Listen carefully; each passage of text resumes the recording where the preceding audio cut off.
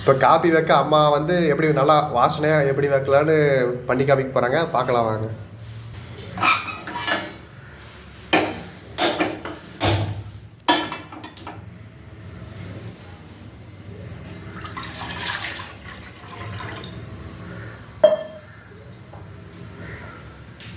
இப்போ தண்ணி கொதிக்குது. இப்போ பால் ஊற்றுற தண்ணிக்குள்ளே பால் கொதிச்சதுக்கப்புறம் சர்க்கரை போடலாம். இப்போ பால் கொதிக்குது. இப்போ சர்க்கரை போட்டுக்கலாம்.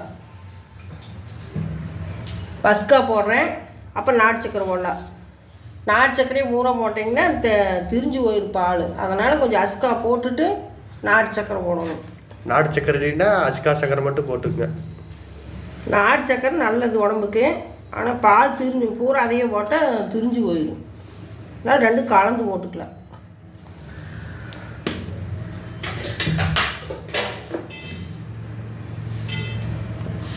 இப்போ தூளையும் போட்டுக்கலாம்.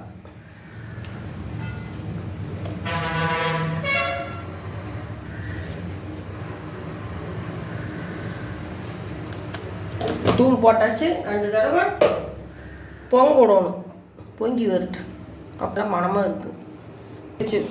பால் இப்படி 2 தடவை 2-3 தடவை பொங்க விட்டு எடுத்திங்கன்னா தான் காப்பி மணமாக இருக்குது. ஒவ்வொருத்தர் தூளை போட்டோடனே அடுப்பு ஆஃப் பண்ணிடுவாங்க. அப்படி பண்ணினா நல்லா இருக்காது. இப்படி 2-3 தடவை பொங்க விட்டு எடுத்திங்கன்னா தான் காப்பி நல்லா மணமாக வாசமாக இருக்குது. சிம்பிள் வச்சு மாதிரி. ஆமாம், 2-3 தடவை பொங்க விடணும். நல்லா கொதிக்கணும் தூள் போட்டு. அப்போ தான் காப்பி நல்லா மணமாக இருக்குது.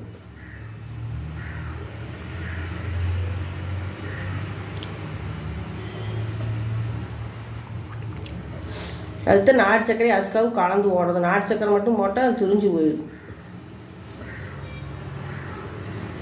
அடுப்பு கம்மி பண்ணி வச்சுக்கலாம்.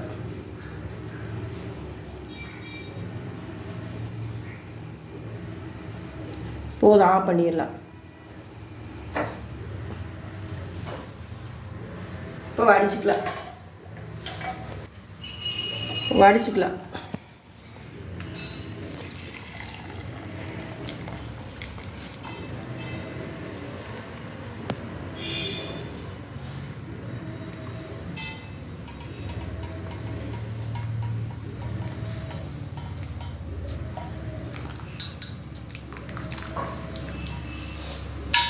இதே மாதிரி நீங்களே வச்சு பார்த்துட்டு நல்லா இருக்கான்னு கமெண்ட் பண்ணுங்கள்.